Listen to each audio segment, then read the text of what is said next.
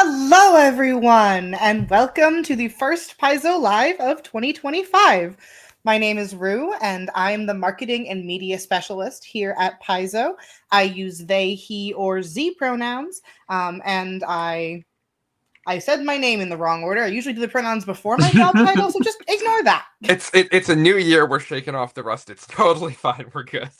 Hi, everybody. My name's Alex Spidel. My pronouns are he, him, and I am Paizo's organized play coordinator and delighted to be here for the first Paizo Live of 2025. We should have gotten like the little poppers or something, or horns or something. I definitely could have done that. Didn't think of it. At what point in the year can I no longer start my emails by saying Happy New Year? Because I'll be straight up, I'm still doing it, but I feel like mid-January is probably the point at which I should stop. I don't get to talk because I still am dating my notes with the wrong year. So whenever I stop doing that on accident is also when I will stop opening emails with Happy New Year, and I hope you enjoyed your holidays. Great. All right. Cool. Sounds like a plan. Let me know when you stop so that I will also stop. Perfect. Anyway, before we talk about Paizo stuff, this is the part of the show where Rue and I take advantage to talk to our friend and coworker, because this is the only time we ever have time. So, Rue, what have you been playing lately? Did you play anything fun over the holidays? I did. I played a lot of video games, honestly, over the holidays. I beat and platinumed Control, and now I'm going back in time and playing through Alan Wake because I'm behind the times. But board games wise, we got it's called Extremely Loud Librarians. My mom got it for my husband because he is a library scientist and not a very loud person, so it's a very funny thing. But it's one of those games where you have to think of as many things as you can that fit in the category, and you can't say the same thing someone else has said. Mm-hmm. But you're supposed to yell and get progressively louder all the time. So that's the most recent game that I have played. Also, it required much more setup than I thought it would. There's like a time tracker thing that moves you around the little library track. I wasn't expecting that level of... I was expecting you to say it had like a decibel meter and you had to reach a certain level. I wish. No, I don't. My sister-in-law is very competitive. That would have gotten scary fast. Yes. How about you, Alex? Did you play anything fun? I mean, the Spidel New Year's tradition, surprising nobody who knows me, is playing board games and finishing off the Christmas cookies. So I got to do some of that, which was great. I played some stuff online with my brother because he's, in Ohio. But mostly the game that has been dominating my life, to be quite frank, is Balatro. It's definitely not harming my productivity at work at all, and is definitely not eating my life in other aspects as well. Sorry, you just reminded me that day before yesterday, towards the end of the workday, a friend sent me a link that was like, do not click this while you're still at work. Mm-hmm. And it's called Stimulation Clicker. I saw that. In-browser clicker game that is just perfect for people with ADHD. And I was like, oh, you're right. Once I was done with work, I clicked on this link and I lost 40 minutes. Yeah, no, that happens. Honestly, Belatro's really great for when I'm in transit. I had a couple ferry rides and a couple of rides on light rail, and so it's really great for that. This was for the real Belatro heads out there. I'm furious at myself because last night I was playing Abandoned Deck and I rode the bus on my very first hand, and I still messed up the run, and I'm furious at myself about it. That one's just for you people out there. Anyway, well, enough of that. That was completely incomprehensible to normal people. That's okay. My understanding of Balatro is that it's what if Hades was poker, so... Yeah, truly. And as soon as Hades 2 comes out, then that will eat my life, so yeah, it's fine. It's fine. Anyway, let's do our jobs. Today, folks, thank you all so much for joining us. We're going to be talking today with the Starfinder team about the end of the Starfinder playtest. We're going to talk to creative director James Jacobs about the Spore War adventure path, and creative director Luis Loza about the newly announced Lost Omens Shining Kingdoms. Plus, we have a little bit of a pre-segment here where we're going to do some talking about upcoming releases and some events that we might be present at this year. Yes, sorry. Hi. Yes, we're going to talk about conventions and stuff. I'm just reading chat dunk on me. I'm sorry. I never got a multiplier joker. That was the problem. I couldn't. Anyway, it's not important. It's not important. I'm fine. Yes, you can roast Alex for his Balatro in the Q&A at the end. Great. Love that. Let me know what your favorite Balatro joker is, and we'll discuss it in the Q&A. Okay. Conventions. We're not letting this take over my life any further. So it is January, and that means it's convention season. Hooray! Everyone's looking at me like I'm insane because conventions don't really start until April or May, but you're wrong. It's always convention season. But this is the time of year when we start to recruit GMs for our what we call our major conventions, the conventions where we have those big presences at. And so we are starting to do that. We are still in progress on PaizoCon, so keep an eye out for sort of GM signups for that a little bit later in the month. But we will in the blog next week, and I think secretly here now, if Rue has the command set up correctly, we are starting to recruit GMs for Gen Con in Indianapolis, as well as next week I will be sharing some information from our friends in Ohio for Origins as well. It worked! Hooray! So if you're interested in joining us for Gen Con, we have, of course, a huge presence at Gen Con. We're going to be launching lots of fun new Starfinder stuff. We've got new Pathfinder Society scenarios as well. If you are interested in joining us, Rue has just put the link for that in chat. You can sign up to join us as a Paizo Organized Play GM. I would say now, but the form is a little involved, so maybe like open it in your browser tab and then come back to it afterwards. I'll put it back up at the end. We'll put it back up at the end. Sure, that works great. But yeah, we're always looking for GMs, even if you've never participated in organized play before. We're looking for people who know the game, who love the game, who want to introduce folks to the game. We've got tons of new players at Gen Con. We've got tons of folks who maybe that's the only time that they get to sit down and play our adventures, and we've got some really cool stuff planned for Gen Con that I can't even talk about yet. So I'm very excited for it. But yeah, watch the Paizo blog next week. We'll be recruiting GMs for Gen Con and Origins, and then soon after that for PaizoCon, and it's very exciting. Yeah, PaizoCon's coming in May. We'll have a little bit more information to share about PaizoCon in February. So keep an eye on the blog and the socials and all those things. Yes. And I should say one other thing. We've got tons of like what I'll call local conventions as well, smaller shows that are all over the world where Paizo Organized Play volunteers coordinate appearances. You can check out the conventions calendar on our website to find shows near you. We've got literally we had 150 different events last year that had Paizo Organized Play events at, so odds are there's one in your backyard, unless you live in Antarctica, in which case I cannot help you, but also we should talk, because Antarctica is the one continent I don't have events yet. I'm sorry, but if you get to run organized play at the science station that's on Antarctica, the two things I want, and truly if I accomplish either or both of these, I will just immediately retire, are someone runs in Antarctica for me and someone runs on the ISS. Those are the two. If you've got connections, hit me up. Everyone, also, you've cursed one person in chat with stimulation clicker, so good work. No, I'm so sorry. Speaking of things that are coming in February, these aren't big enough releases for us to have creatives come on and have a full segment about them, but we wanted to sort of showcase some of the remastered rulebooks that we're releasing. So in February, we get Guns and Gears Remastered, and as you see here, it comes in 3 covers. So the standard cover treatment, the sketch cover treatment, which features Wayne Reynolds' original pencil sketches with the Guns and Gears border, and then the leatherette special edition, which is a faux leather with a rust copper shimmery foil for Guns and Gears. He looks so good. These have fully remastered rules and also all of the errata that has come since their original printing.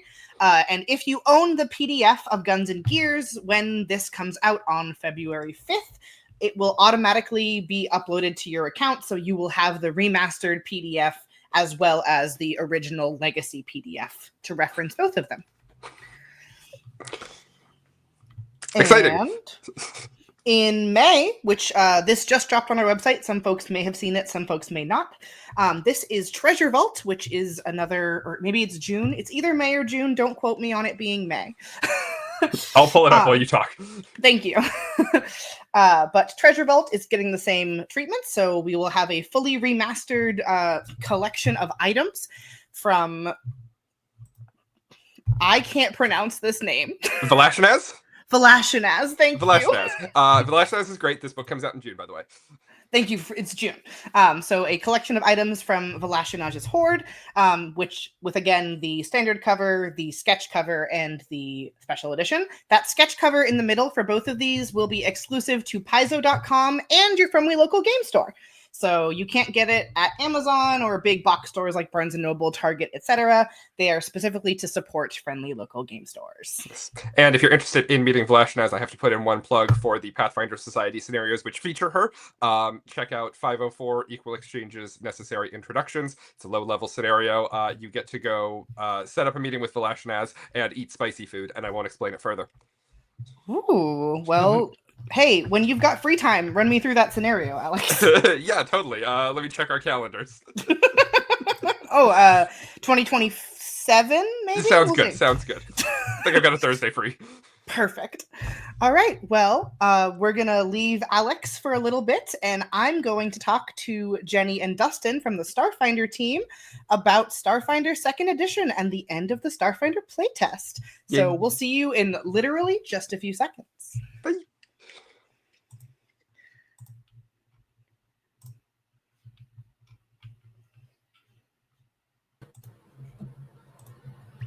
Welcome, Jenny and Dustin. Hello. Hi.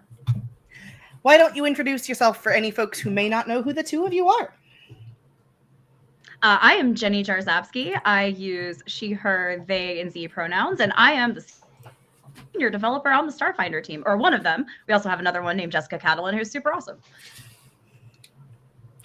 I am Dustin Knight. I use he, him pronouns. I am one of the Starfinder developers on the team, along with the awesome Mike Kimball. And greetings. Now, So yeah, we're super excited to talk about. yeah, I was going to say the Starfinder I'm so playtest excited I started talking first. just finished up. No, you are perfectly fine. I was going to ask you both what games you've played recently. Other than Starfinder. I mean, you can talk about Starfinder if you want, but other than Starfinder.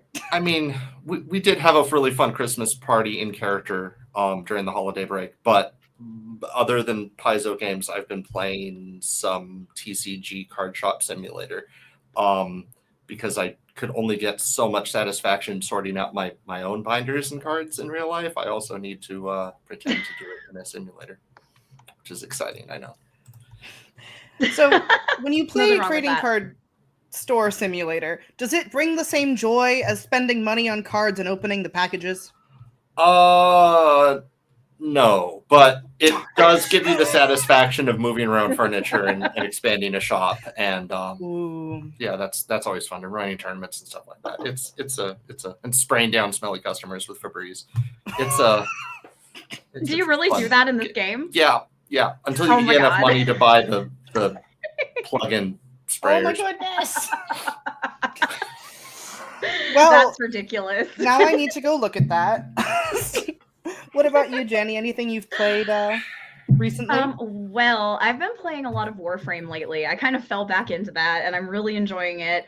But from the board game aspect, I played today at OrcaCon this game called Sapling Scramble. I don't know if you can see that in my it's so camera at little. all, but it's little. Yeah, it was so that this is just a little card for it, but it was somebody there demoing their game that they wrote, and it's a little card game where you basically get to shake a tree and you're running around trying to make little potions with ingredients that fall to the forest floor. But you could potentially cooperate or mess with others. So it was just a fun, simple little game that I enjoyed and got to play for the first time. And it's very Leshy coded, yes. They are kickstarting. They're not a Paizo game, but if you're interested in Sapling Scramble, check them out on Kickstarter. Awesome. Well, I'm going to have to go do that, because the thing that I need is more board games in my house. You do. You really do. You don't have enough yet to just build another house. Exactly. Inside your house. Well, now that I've stolen your time talking about other games, why don't you tell us a little about the Starfinder playtest? I know we just sort of finished things up, so Jenny, do you have any updates for us? Yeah, so wow, y'all really did, we really did just close the window for our first Starfinder playtest for everything that's going to be going in our core book. And yeah, we do have some slightly less sparkly news before we get started. You know, I like to bring the sparkle, but a lot of people have been really excited about the Mechanic and Technomancer playtest, and I've even seen some of you asking about it and talking about it in the chat right now. I originally said I got really excited like 8 months ago, and I said it's going to be in January 2025. We're going to do the Mechanic and Technomancer playtest, and that was a really optimistic estimate. So we are going to delay it by just a little bit. We're going to wait. It's going to be more like spring when that comes, but I promise we are working so hard on it. We are going to have it ready for you soon. We are actually like really moving into a phase now where we're doing some like serious internal testing. So we will soon have that ready for you to test. So that is going to be delayed. We ask your patience for just a bit longer, but there is still a lot of cool stuff we can talk about. Like, I think Polygon already got the scoop, but we do have a cool image of our player core cover on here that we can show. Here's player core. Am I pronouncing it right, Jenny? This is an Akashic dragon on the cover? Yep, that's right. This is an Akashic dragon. So we really wanted to give you like, you know, that cool like fantasy vibe, but in space, because Starfinder is science fantasy. So we thought Akashic dragon. It's a laser eye dragon. I mean, that's pretty science fantasy. Yeah. I love we've them. also got, yeah, they're pretty cool. And actually, if you are a Pathfinder player, take a look at that cover because you'll find some Easter eggs that you may recognize from olden times of Pathfinder. Yeah. And yes, everything, I'm just going to respond to this random Letho26 said, everything compatible with Pathfinder 2e, and yes, it is. If you have not heard the good news, Starfinder Second Edition and Pathfinder Second Edition are fully compatible. Whee! Yep. In fact, in the GM core, which is another book that will be coming out, we have a section being written up called Anachronistic Adventures that will have a bunch of great guidelines to help you use Starfinder content in Pathfinder and Pathfinder content in Starfinder. I'm very excited. I also, correct me if I'm wrong, but Kent is the artist for both of these covers, yes? For both the GM core and player core? And Kent Hamilton's art on these is just stunning. It is. Yeah, it's so good. There's even more that I wish we could show you. Obviously, we don't have any more book announcements right now, but you'll get to see even more amazing art even very soon, sooner than you think. But we did come here to talk a lot about the playtest and kind of wrap that first playtest up that we did. And I know Dustin had some interesting comments that he wanted to share about the playtest feedback. I mean, I want to share everything, but I can't. So if you check the blog, which I'll post there in chat, that you should go there after we're done with the show, you can see a lot of the changes. That was kind of the first little wave of just some previews of some of the changes that we'll be making based on the feedback we've gotten in the surveys. The surveys, of course, just closed 10 days ago, so we've been nose to the grindstone, analyzing those, seeing what changes we have to make. Like multi-armed ancestry changes, the traversal trait, and all those other cool things you can find there on the blog.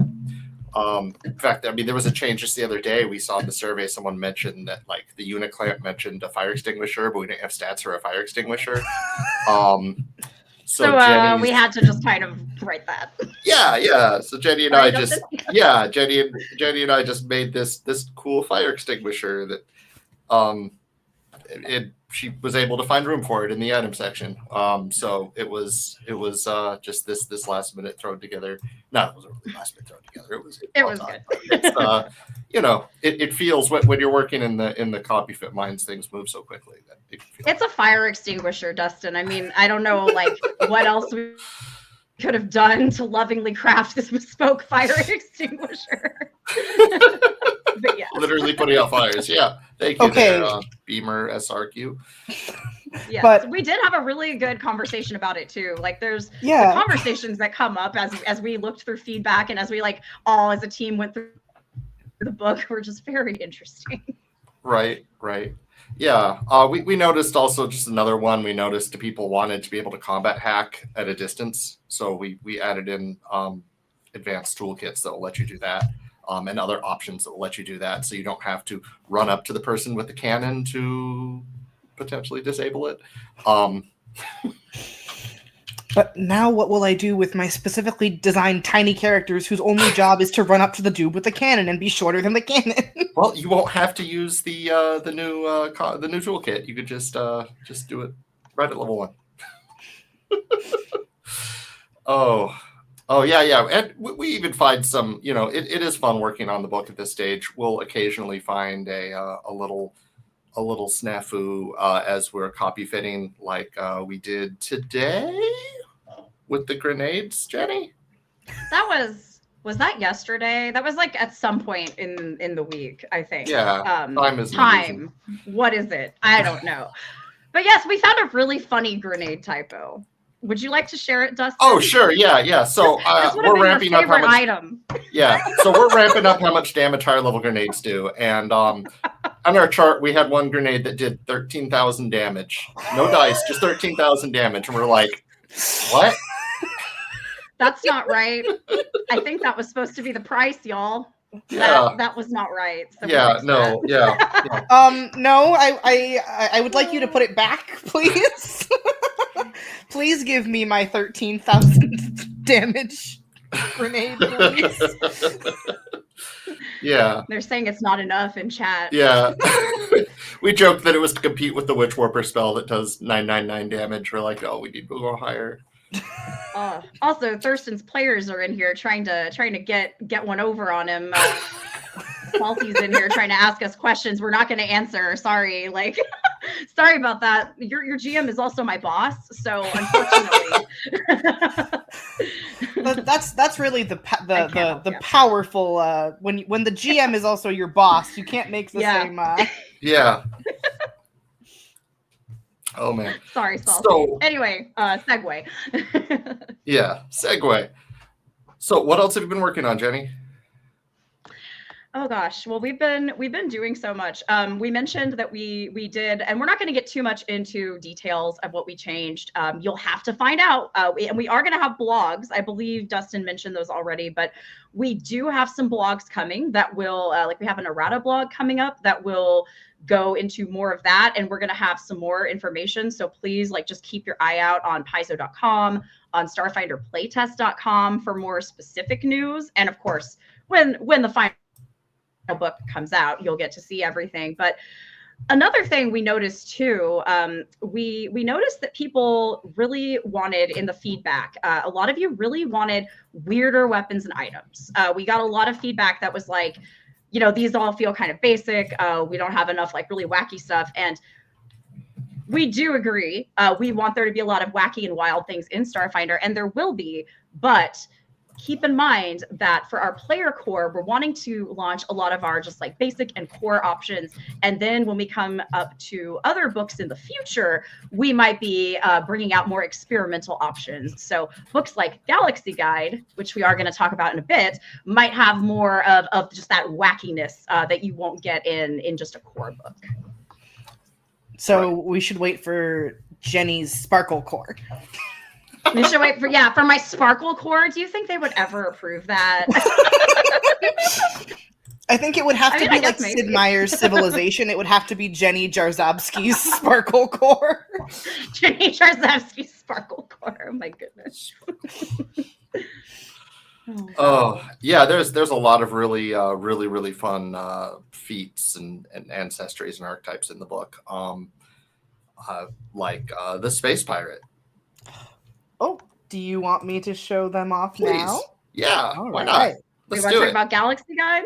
Okay, we can talk about Galaxy Guide. Let's talk about Galaxy Guide. I'm eager to spoil the Space Pirate, or part of the Space Pirate. So Space Pirate uses Dustin. the... Huh? What? I'm sorry? All right, Dustin. Okay, thank you. This is our spoiler. Go for it. Great. So Space Pirate does a lot of cool stuff using the Phase Cutlass, which you can find in the playtest if you want to look at it, including the ability to steal people's souls temporarily when you kill them with your Cutlass, and then release the souls as Wisp allies to help you in combat. It's a really fun archetype. It does a lot of really cool stuff and opens up the Phase Cutlass for use by different builds. I really enjoyed. That's so tinkering with cool. Sorry, you just said a lot of words that made me really excited in a really short amount of time. The pirates This are is stealing souls in space. the space pirate archetype, you said? Yes. And Amazing. I was really excited to Yeah. see the art because I wanted to see the face cutlass like actually in like after it was written. I was like, I need to see what that looks like. That's so cool. Yeah, because is it essentially not physical? Is it more of kind of like an energy weapon? It works like a sword, but you can modulate it to do void damage, in which case it becomes this star-filled void. Amazing. Everything about this is perfect to me. Yes, and to Yeah, answer, well, not answer, but to respond to Letho26 in chat, it's called Press Gang the Soul. Press Gang the Soul? Yes, that's the name of the feat that lets you do that with your cutlass. Sorry, I'm just really excited about that. Me too. That's why I couldn't wait and I had to blurt it out there. Well, since That's we fine. are going through Galaxy Guide stuff, Jenny, do we want to talk a little bit about what Galaxy Guide is? Yeah, let's do that. So I think we don't have the Galaxy Guide. We do have the Galaxy Guide cover to show Yeah, you. I've got the cover. Yeah. Okay, Galaxy Guide is coming out before Player Core comes out. It'll be coming out this spring. And the cool part about Galaxy Guide is you can use it in your Pathfinder game if you'd like. If you just want to like go to space, go to the future, bring in some weird aliens, or like, you know, send them to another planet or something. Or you can use it to start planning your Starfinder campaign, which is obviously obviously you're going to be playing Starfinder 2. So you need to get this. And if you are a new player, it's going to give you everything you need to know about our galaxy, about our setting, all the big events that are going on. Like, we have some pretty wild ones happening right now. I think one of the art pieces that I sent you, Rue, is one of our big events. Yes. Is it marketed towards hitchhikers? No. However, I believe this is the image you want. A bit of a travel theme. That is the image I want. Yes. So cool. So Galaxy Guide is going to tell you everything you need to know about the setting. If you've never been here before, if you've never come to space with us in Starfinder, or if you have, it's going to show you how things have changed. We've got gods hatching from planets, y'all. Like, it's getting real out here. We have a war has started with the Vesperium and the Atlantis Star Empire. There is all kinds of stuff going on. And by the way, if you're curious about that, you can play through those events in A Cosmic Birthday, which is a first level playtest adventure, but you can still play it. We still want you to use those. And then Empires Devoured is a 10th level adventure where you can play through that start of the war. But yeah, Galaxy Guide is going to update everything. It's also going to bring you, in addition to being like a place where you can get lore and, you know, have tools as a GM or as a player to build your game, there's also 6 ancestries and 6 archetypes, which are all tied into powerful factions in the galaxy, like space pirates. The Free Captains is our big organization of like kind of loosely affiliated space pirates. They have kind of a ceasefire on each other, and that's about it. And they just kind of stick together. But that is an example of a space pirate who you can play as a free captain. We have others as well. The other that I am comfortable revealing today, we do have art for. See, I think I'm going to let the art come before I. There we go. Yes. There it is. Yeah. So someone said Starfinder agent archetype. You're right. It is the xenoarchaeologist, which is one type of adventurer who would work for the Starfinder Society. You can also find in our core rulebook, we have another Starfinder agent archetype. So there's 2 different ones that are both designed to work with the Society or similar organizations. I absolutely love everything that is happening in this art piece. And oh yeah, they are ready. They're ready to go. They're ready. And they're also, yeah, they're like posing almost. They're like, yeah, let me just like get my antenna out of the way, like for this selfie that I'm taking with my, with my comm unit. I love it. Are they, I'm choosing to believe that they are both a archaeologist and an influencer, and they're like filming their archaeological dig. I'm sure they are. That is absolutely a Pathfinder, a Starfinder Society character, and this is a character who you can meet in Galaxy Guide as well. I believe that's Sazin. I can't remember their name at the moment. I'm sorry, but I can't remember all the names because there are so many names. You also get to meet some cool NPCs. You'll recognize some friendly faces if you have played Starfinder in the past. Oh yes. Oh, I was gonna say Zazenzi. Zazenzi. I left out. Yeah, I left out a syllable. Those Shirin names. But yeah, it's a great one. But yeah, so we have. And that's pretty much it. We also have a ton of backgrounds in Galaxy Guide as well that you can take as a player character or use as a GM to inspire NPCs. And they're all associated with the content in the book. Another thing we've done with Galaxy Guide that I'm not sure I've really talked about is we've organized it a little differently than we did in the past. So in the past, our setting books are usually organized by location. So it'll be like, here's the galaxy, here's near space and the vast, and then here's the packed worlds. And we certainly have that. We're giving you an amazing two-sided poster map that has a new political map of the galaxy, as well as a slightly more detailed, zoomed-in packed worlds map on the other side. But instead of organizing the book geographically, we decided to organize it kind of by concept. So we've taken it in, we've kind of determined major Starfinder adventure types like space horror or dystopian adventures or into the unknown exploration adventures. And we have decided which places in our setting best embody those types of stories. In some cases, the place gets more than one type of adventure. And that is how we've organized the book. So I hope you like it. But the idea was that you as a GM could open this book and say, okay, cool, I want to learn this setting, but I really want to run this like dystopian campaign where all my players owe like some oligarch, all this money, and they're trying to buy their own ship and trying to, break out. If that's too real for you, you could also be like, well, we really just want to be dragon riders in space. And this book will tell you where you can do either of those things. So that is the goal. And I guess we'll see how you like it. I see a yes in chat. That's good. That's good. That's good. I have a couple more images here, Jenny, but I'm not sure when you would like me to show them. Why don't you just show them, and then I'll remember what it is that I told you to show. Yeah. So here we go. So this is another picture from Galaxy Guide. This, you can see another cool ancestry in Starfinder, Sarcesians. And here they are traveling along a solar highway to a space station that might be Absalom station right there. So yeah, there's a lot of cool stuff just about the setting, about different ancestries you'll meet, or species, as we used to call them, and sometimes still do. Speaking of other ancestries... Yeah, and then I love this picture. I just chose this one because it's one of my favorite. This is again just more previews of what you can find in Galaxy Guide, ways to make cool characters for Starfinder, or Starfinder and space themed characters that you can play in a Pathfinder game. Great tools as a GM, lots of lore. Please read it, enjoy.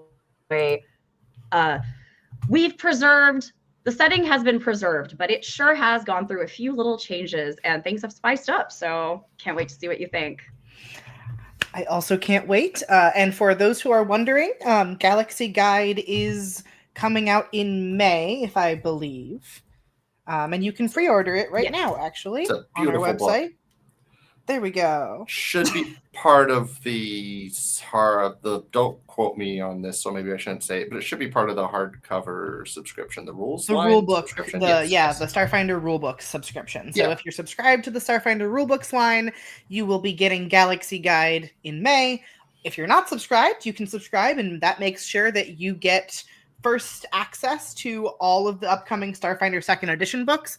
Our subscribers generally get PDFs 1 to 2 weeks before they drop for the general public. So if you want to be one of the first people to get your hands on the Starfinder books, the best way to do that is to subscribe to the Starfinder rulebook line. is there anything else you all want to say before I take us to an ad break and we switch to Spore War? We could save questions in chat for later. So yes. Oh, yes. And I think I might have forgotten to say it. All of the questions that are being asked in the chat, our wonderful moderators are grabbing, and we will have a Q&A at the end where we will answer some of those questions as they come up. But yeah, so then I will see the both of you in a few more segments. Okay, see you then. Bye-bye. Shoot for the stars! The Starfinder Second Edition play test brings Starfinder into a bright future of cross-game compatibility and intergalactic intrigue. The Starfinder Second Edition play test rulebook gives players and GMs a wealth of science fantasy character options, spells, feats, equipment, and more. The playtest rulebook outlines 10 ancestries and, of course, adorable Skittermanders. Choose from 6 classic, the charismatic envoy, a magical mystic, the stealthy operative, the heavy-hitting soldier, and the cosmic-powered Solarian, and the paradoxical Witch Warper. Launch into the play test with the first playtest adventure, A Cosmic Birthday. An adventure for first-level characters. A Cosmic Birthday places characters at the center of a world-changing event in the Starfinder universe. Witness the birth of a new god, battle cosmic horrors in space, and make it back to the party in time. Excited for higher-level play?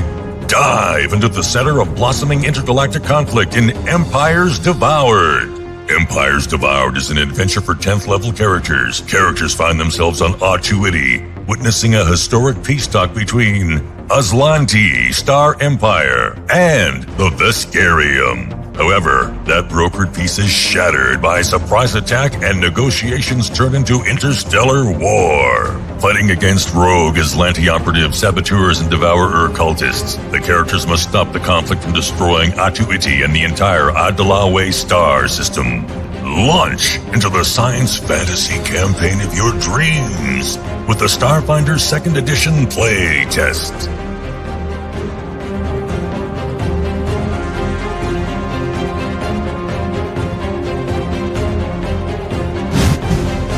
Once I was a man, but today I am nothing more than a voice. A great doom is coming to my homeland of Kyonin, but a demonic blight keeps my warnings silent. Tree Raiser, he calls himself. I helped defeat him so long ago, and I can help again. But new heroes, you must rise to face him. Tree Raiser's demon armies will march forth from the cursed swamps of Tanglebriar soon, and when they do, you must be ready to strike. When spies and agents are captured and taken prisoner, you must mount dangerous rescue missions to cut down their captors and bring them back home. When powerful demons seek to join Tree Raiser's side from the outer rifts, you must be there to smite them as they claw their way into our world. And when you learn of the secret weapon his High Priestess hopes to create, you must invade her fungal cathedral to strike her down. Only then, when your missions have struck deep behind enemy lines, will you hear my voice. Only then will you hear my warning and offer to aid. I only hope it will not come too late, because this time, Tree Raiser won't stop until he destroys us all, and the Spore War shall leave our world to the rot.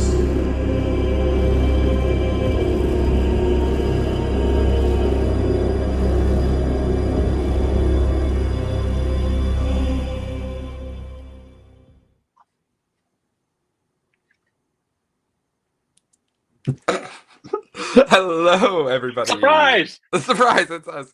Welcome back to Paizo Live here. That was a terrifying trailer there for the Spore War Adventure Path, and we're going to talk about that a little bit here with James Jacobs. James, would you like to introduce yourself to the peoples? Yeah, I'm that guy that you just said, James Jacobs. I'm the Pathfinder Narrative Creative Director, and I was the lead developer for Spore War. Fantastic, James. We're going to talk all about Spore War, but before we do that, I must start with my traditional question. What have you been playing lately? The latest, I just finished it about a week ago, was the new Indiana Jones game, The Great Circle. It's my favorite video game of the year. It's the best Indiana Jones thing since, I don't know, Last Crusade. It's pretty amazing. It's fun just going around whipping people. I feel like it's cheating to call it. I feel like it's cheating to call it your favorite game of the year when it's just become the year. Like, surely you haven't played that many games. Oh no, yet. no, that was last year. This year's only been around for a couple of days. The latest thing that I guess started playing was this older game called The Chant, which is this kind of you join a cult and fight these weird cosmic crystal monster demon things on some remote island. I just finished that one too, so I'm actually looking for a new game, I guess, to start playing. I did over the holiday win the annual family Scrabble game though, so that was good. Nice. Do you get a trophy or a crown or a dictionary? No, I get bragging rights for a year. That's pretty good. Yep. I'll take that. So I guess if you've got suggestions for games for James Jacobs to play, leave them in chat. Look, boosting engagement. So thank you so much. Let's talk about Spore War. So for those of you who maybe stepped away during the break and didn't see the ad, or if you haven't had a chance to read the player's guide yet, can you just give us like an overview of the Spore War Adventure Path? What's it all about? Sure. I generally, I always have to warn people there might be spoilers that kind of happen. I generally try to keep them pretty quiet and subtle, but Spore War is the adventure path where the elves and Tree Raiser go to war. And this is sort of a brewing conflict that we've had in the setting since before Pathfinder was an RPG, really. We first introduced Tree Raiser and Kyonan back in Second Darkness, the third adventure path we published back when we were using just the 3.5 SRD rules. Yep. And Tree Raiser's kind of been like this sort of Damocles hanging over the setting for a long time. He showed up a couple times in Bestiaries. He's the boss monster of the Monster Corps. And it's kind of been, the idea has been like, you want to go fight Tree Raiser at some point. He's in there to be fought, to be defeated. And Spore War is the adventure path where that happens. It's a 3-part adventure path for high-level player characters. It starts out with your players being tasked with a diplomatic mission, basically. There's all of these nations around Lake Incarthan that are coming together in this diplomatic summit to talk about, maybe we should team up and have each other's back against this Tar-Bath-On guy who's in the center of the lake that we all border. And the player characters are going to have to work together, do a bunch of diplomacy and stuff like that to influence all of these different delegates to try to get everybody on the same page. Molthun and Nirmathas, for example, are in the same room, and that's not necessarily good. Razmoran is in that room. So there's a lot of conflict going on in there. And, of course, that is not necessarily what people are going to have to be dealing with for long, because there's a demon lord of fungus and pollution about to do something that distracts everybody from that and puts a much more dangerous situation on screen. Yep. Yeah. And it's going to be basically, elves versus demons is this adventure path. And that's something that I've always kind of just enjoyed. Elves are my favorite sort of ancestry race. Demons are my favorite villains to fight. So it's full on. It's something I've been hoping to do for a long time. It almost happened a couple of times in first edition. Never really worked out. So actually, let me ask you that when you're sort of determining what adventure paths we want to publish and what sort of stories we want to tell, how do you come to that decision? Like, how did you decide that now is the time that we're going to do this big battle, now is the time that we're going to try and take down Tree Raiser? Like, how does that decision get made, and why is it now? It's super complicated. It's I've got all sorts of different ideas for adventure paths that I want to do, as does everybody on the narrative team. Absolutely. And so we all have these ideas in our heads that we're like, maybe this will happen, this happen, this big puzzle. But it also has to fit together with our book releases. Mhm. Have something that comes out at the right time to support something or explore content that we're doing. And it's not always easy to sync those things up. Originally, what I was working on for this slot basically wasn't going to be able to happen in time. And we realized that because we just didn't have the rules, mechanics in place to do this. So that adventure path that I was going to do at this point got pushed to later this year, basically. I was going to say, I think I know what that is, but I won't say it out loud. Yeah, I can't talk about it yet. But Soon. That left a last minute sort of disaster, like, well, we need something in this slot. And one of the more complicated elements about doing an adventure path is like you've got to come up with the idea and create the outline for it for all of the different authors to work off of. And those outlines are 20,000 words long. That's about, if they were published, it would be like a 32-page adventure. Yep. So it's not an insignificant number of time needing to be spent. And so I decided, well, okay, I'll just do this adventure path, which has always been in the back of my head. I kind of know where the plot and all that is going. It was easier for me to throw this all together and get it all approved fast. And it's something that I've been wanting to work on for a long time.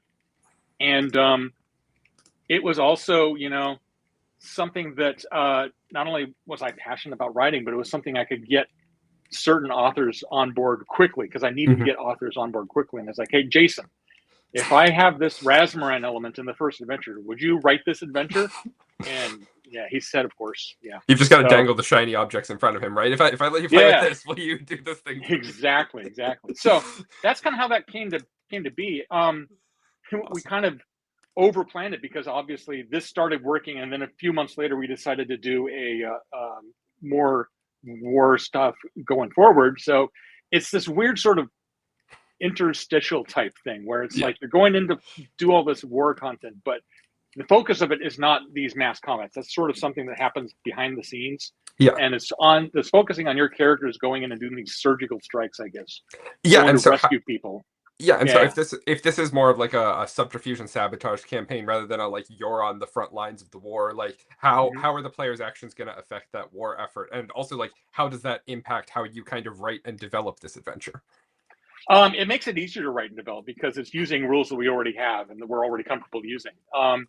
But the way that player characters are going to impact things is whenever you go on these like missions behind enemy lines, or to sneak through Tanglebriar to accomplish these things, or rescue missing spies and all that, your successes will give you triumph and victories that you then build up. And then, kind of like in cutscenes, every now and then between your adventures, you'll have like, it's not quite presented as like the spinning newspaper, surprising to the screen, but they're short little GM cutscenes that they say, well, as you're out adventuring, this battle happened along this river, or this siege happened at this location. And as the GM describes it, you, the player characters, get to decide, all right, do we want to spend some of the resources we've accumulated through our successes here to ensure a good outcome? Or do we hold back because we might want to save those resources for use later? Gotcha. And so that lets you determine as you're going along how the course of the Spore War kind of progresses. That's really cool. So we've talked about, obviously, this is the Let's Fight Tree Raiser kind of AP. I have to imagine, I haven't read any of it, I haven't played any of it yet. I have to imagine at some point you can't do this without pitting the players against Tree Raiser, but this is, to my understanding, not a mythic AP, and Tree Raiser is a 25th level creature. Right. What are you doing? Is your goal just TPKs everywhere? No, it's not. That's not always the goal. That's always maybe a side goal. Sure, yeah. Tree Raiser is designed not to be a mythic foe. He's designed to be the top end of the non-mythic play. That's why he's in the setting even before we had mythic rules. But yeah, if you're a 20th level party and you fight a 25th level creature, that is beyond an extreme encounter. That's bad news. So a large portion of this entire adventure path is your characters building up resources in the form of magical items, magic artifacts, allies, allied nations, other allies throughout the place. And then once you get all these people working together, you're also going to be eroding and picking away at Tree Raiser's defenses so that when you finally get to this final conflict against them, hopefully you've got enough power so that you're technically a bit more powerful than normal 20th level characters would be, and Tree Raiders maybe a little less powerful. And then when you get like this scene here, where everything just goes bad, you're going to have more resources at your hand than normal. So it's a non-mythic adventure path, but it is a super high-powered mythic, or super high-powered adventure path. All right. So it is. I mean, at the very end, it's Paizo is, it's all remote now, so it's hard to get people together at the last minute to do playtests. So I did get some folks together to playtest this final encounter against Tree Raiser, and we did one where it's like, all right, this is your group of people that are completely characters that are built specifically to fight a demon like Tree Raiser, and we're going to assume you did all the right choices, you got all the right alliances, you got all the right things. Let's see what happens. And we played that battle out, and Tree Raiser was defeated at the end of the second round with no player deaths. And so if you do everything right... Character deaths, right? Not player deaths? Character yeah, player deaths, character deaths. So if you do everything right, it should be, and you are lucky in that playtest, everybody rolled really high in addition. I think I rolled a 2 for Tree Raiser. So Oof, rough. But then it was like, all right, so that worked about how we intended. We don't expect everybody to get every single possible advantage and disadvantage. Right. Let's try one where you have none of those advantages and just go at it. And that one, Queen Talandia died. And after about 5 rounds, the player's like, we are down to like 5, 10, 15, 20% of our resources. And True Raiser just healed back to maximum. Yikes. He's going to wreck us. So we just, all right. So it feels like a pretty good combo. If you just rush to the end of the adventure with your 20th level characters, you're going to get wrecked. But we don't want you to do that. We want you to pick and choose your way along you go. And it's also one where, like I mentioned Queen Talandia, you're going to be meeting along the way some familiar faces. I was going to ask, Yeah, there's on the left is Queen Talandia. There in the middle, of course, is Tree Raiser. And there on the right is Shalilu, who's technically, I think, the first elf we ever revealed for Pathfinder back in the very first Pathfinder adventure, Burnt Offerings. She showed up a couple of times. She showed up again in Second Darkness, and then in a much more, I am being distracted by the cat, and a much more significant role in the Jade Regent adventure path. But since Jade Regent, we haven't really heard much about what she's been up to. And it was somebody on the Paizo message boards asked in some threads like, say, what's Shalilu been up to? Just had nothing to do with Tree Raiser or a Spore War or anything like that. And I was like, what is she up to? And That's a good question, actually. At that time, I was right in the middle of writing the second adventure, The Secret of Deathstalk Tower. And I was like, well, I've got this character. It wasn't a 7 thread. Anyway, I've got this this character in this adventure. One of the allies that you're recruiting is a character from Minkai, not necessarily from Minkai, but from Tinsha, and the Elven nation there. And they're coming over to help out, and there's an element of the player characters talking with them and all that. It's like, wait a minute, Shalilu's still over there, and she's high level now because she went through Jade Regent. So of course, I swapped her in as the character that you get to. Basically, she's the one, I don't want to spoil too much, but a little bit, she's the one who is in charge of your support structure when you start infiltrating Tanglebriar. So like she leads a bunch of soldiers who go out there and they're like running advanced scouting and taking care of the camp when you're away. And if you want, she can help you fight monsters, but you're a lot higher level than her. So I'm really excited to see her back. I played through a little bit of Rise of the Rune Lords actually right before I started at Paizo, and my character had a sort of familial connection with her, and so it was really good to just see her again. That's super exciting. Yeah, it made sense to bring back the very first elf that we ever did for the elf adventure path. And then earlier in the chat, somebody said that the queen looked a little frazzled. I mean, she's being attacked by a giant Tyrannosaurus demon fungus monster. So yeah, she's had better days. That seems pretty stressful. I also want to give a shout out. I believe one of our Pathfinder Society NPCs, Venture Captain Viore Chiobanu, has maybe appears or at least is around during this. So check out Pathfinder Society. It might be. Well. There's a lot of different characters that are coming in. One of the things that's really fun about this type of adventure path is we've sort of done stuff set in Kiona before in this region. And I always love bringing older characters back into the scene. And there's some elements even from Second Darkness, since that was the last time we really went to Kiona in this thing.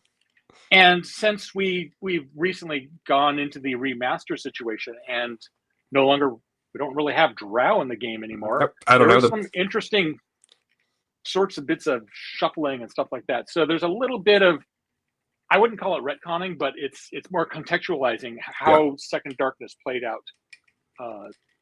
Anyway, I don't want to make too many spoilers in that. But speaking of the remaster, though, this is a high-level remastered adventure path about demons. The Monster Core, is our only sort of remastered book of monsters and enemies right now, and there's only a few high-level demons in it. How do you go about making sure that there's lots of different high-level demons for people to fight in this one? Yeah, that was a big challenge actually, because we needed the high-level demons, and so we're putting a couple of new demons into every volume in the bestiary. I think there's at least 2 in every volume. There might be more in some volumes, but one of the things I really wanted to do is to bring back demons in Pathfinder are based on the concepts of like sins, not just the 7 deadly sins, but ways mortals can sin against mortality. Mm-hmm. And a lot of the really central, you've got the demon of wrath, the demon of sloth, the demon of envy. A lot of these demons are they were mired in OGL versions of demons, and we can't use those anymore. So we're bringing in a new demon of wrath, a new demon of greed, I believe, a new demon of treachery. So, and they're about the same level as like the previous demons were. So those niches of demon shenaniganry are going to be refilled at this point. We got also a couple of new demons like that. This picture we got here actually shows the Invidiac, the demon of envy, which we are bringing back as a kind of the classic possessor demon. Nice. It's drifting away from being like sort of shadow power and all that, which didn't make too much sense considering in Pathfinder they're more focused on like the envy physical bodies. Mm-hmm. So yeah. We'll have plenty of new demons, and then there's also brand new demons and specific unique demons, and there's a super powerful demonic Mabogo in here, and sure, why not? It's fun stuff. Yeah. Well, why not? Because frog monsters are great. Exactly. So I know you've got a Paizo Live spoiler, but there's one other, I think, image that we have that I think we should show off first. That I was surprised you didn't that you sort of didn't cue us up for back when you were talking about how this adventure path came together so quickly. I don't know if you want to talk about maybe the history of this adventure in particular. Yeah. So the second adventure in this is called The Secret of Deathstalk Tower. That is not the final arc. I think it should be. So this is an adventure. Tree Raiser is a character from my homebrew campaign, and The Secret of Deathstalk Towers is an adventure I wrote for that campaign back in 1989. I didn't put any. I don't think here's the actual. Wow, it's real. It has even like a little pull-out map book, and I had that like 3D maps of all of the doubles of Deathstalk Tower in there. Oh my gosh! But I foolishly back in '89, I was like, or '88 or whenever I wrote this, I didn't give a copyright date to it because whatever. Even though I kind of aped the style guide of like D&D covers at the time, but yeah. So I just thought that would be fun to share. This is the second adventure in the Spore War adventure path, The Secret of Deathstalk Tower. It's very, very different than it was back in this time. I'm sure. Like that character in the front, the elf woman in the middle, in The Secret of Deathstalk Tower, that was Lover Allison, who was his high priestess. She ended up becoming the main bad guy for Second Darkness, so I couldn't reuse her. The orange demon on the side, I did keep him. He's in this new adventure path in a much different look. The guy on the right is just a generic dude bro type general, and he was boring. He didn't make the cut. Whatever. But yeah, so Tree Raiser's been around in my head for a long time. So it's always fun to see like how other writers and other artists bring him to the game, and yeah. Little piece of, I was gonna say Paizo history, maybe even pre-Paizo history, I guess. Oh, this is very pre-Paizo. 89. This is pre-James going to college history. Wow. Yeah, that's we don't need to talk about if I was alive or not at that point because it'll make you sad. So let's instead, thank you so much for all of that about Spore War. I know we've got some other stuff maybe about upcoming adventure paths to talk about. Any news you'd like to share with the people while I casually take a drink of water? Yeah, well, I put my water away over there, so Yeah, I think I can do this without a drink of water. The next adventure path after Spore War we've announced is Shades of Blood. That's a vampire dungeon crawl adventure path. I love how you throw that so casually. Like, you people don't care about that, right? When I can assure you that people want this. But you're right, we've talked about that. Yeah, it's good stuff. The next adventure after that, the next adventure path after that is not one we've announced yet, and I'm going to do that right now because it's time. The third adventure path for 25, it's 25 already, is called, it's a lower level adventure path called Mythspeaker. It's set in Iblados, and it is a mythic adventure path. And that's all I'm going to say about it right now. We are getting ready to say more about Mythspeaker soon. This is not the adventure path that was going to be in this place that I was working on. That one comes after Mythspeaker. Yep. And I've been pushing for us to say more about that one as soon as possible. But hopefully... Maybe stop by a PaizoCon and we'll talk about it. One thing real quick for folks who aren't up to speed on how Mythic rules work in Second Edition. Mythic has basically two areas that it lives in. There's like your Mythic calling at low level. That's when your destiny is like, or your Mythic powers call to you and set you up for greatness. And that is what Mythspeaker is focused on. The high level stuff, your Mythic destiny, is not this adventure path.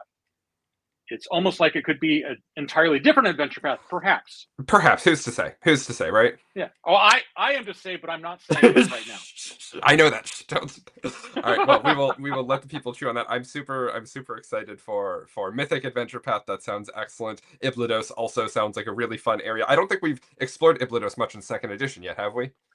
Barely at all. Yeah. So that's going to be just fun. Even if you're not into Mythic, but you are interested in like, what's the Greek sort of mythological Greece vibe in Pathfinder? That's this adventure path will really set you up.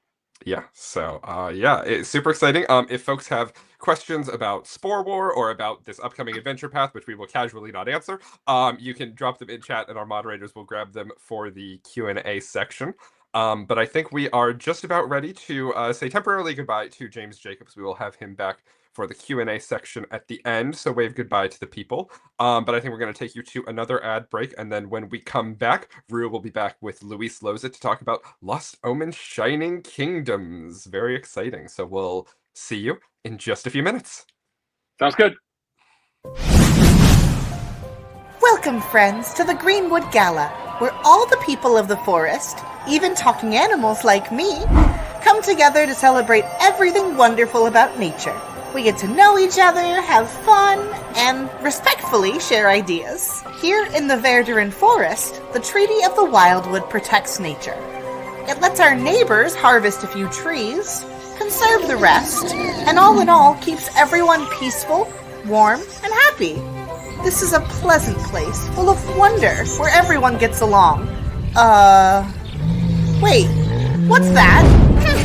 Well, I mean, the treaty keeps the arboreals happy, so they would never...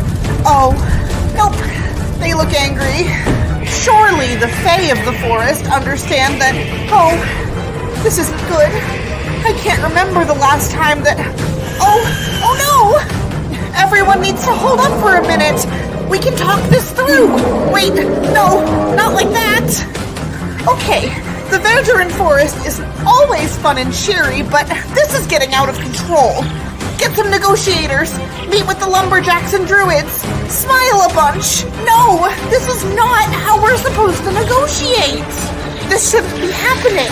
We're supposed to be gathering, sharing, having fun. And now, everyone's tearing apart the treaty.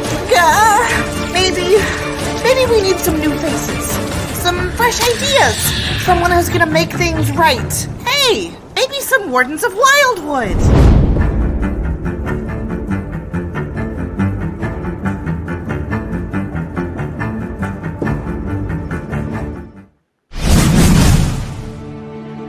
In the nation of Shenmin, spirits and monsters stalk the depths of Spectre Wood, and ghost towns outnumber those inhabited by living souls. But this was not always the case. Over 100 years ago, the Age of Lost Omens began in Tian Sha with the collapse of the mighty Lunghua Empire, an event that left the small towns of Shenmin isolated and forced their citizens to become self-sufficient or fall to ruin. Willow Shore was one such town. Founded to support the construction of a remote mountain monastery, Willow Shore soon transitioned over to a lumber town, and like so many others, it was forced to fend for itself in the years after the Empire's fall. Not 2 years later, the records speak of a mysterious curse that fell upon the town, and while details of what took place have been lost to time, the events of Willow Shore's Season of Ghosts will now be told. The Season of Ghosts begins during the first days of summer, and is a time when the unquiet spirits of Specterwood grew particularly restless. The townsfolk of Willow Shore celebrate this with a night of feasting on the last day of spring, but when a group of heroes wakes the day after, they find their hometown under siege. Fog shrouds the town, and the night sky shimmers under the light of a crimson moon, and monsters now stalk freely through the town's streets. While defending the monstrous invaders and lighting the town's protective eternal lantern could restore Willow Shore to safety, these invaders and strange manifestations are only the beginning, as walls of ghostly shapes rise in the surrounding woods. The town of Willow Shore has become cursed, and its people must band together if they are to survive the coming year and the horrific monsters they will face. Can the town's newest heroes save their homes, family, and themselves? Or will the Season of Ghosts mean the end for them all?